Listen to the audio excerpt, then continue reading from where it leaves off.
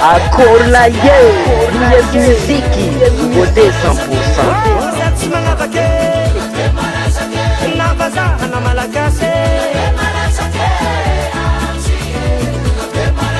Festival DONA-BE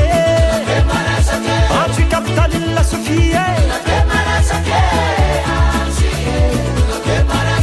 Ayat kazan kamalagase na tontana na ronda fe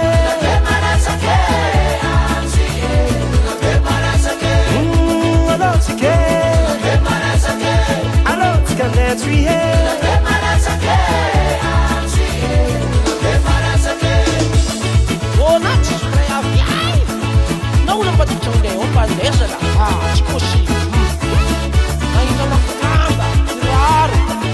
Siakatra matapaka zala Yan siya mga napose zala pa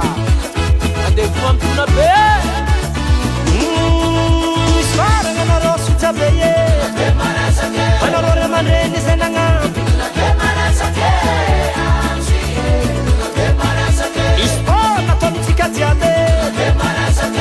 Tuana, tuana, tuana Reha reha nzalika sufiaza la he Oh, DONA-BE maresaka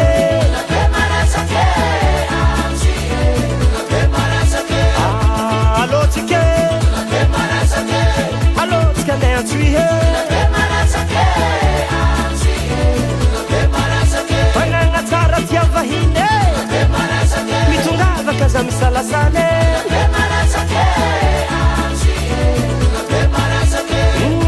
Allo tike Allo tika dentri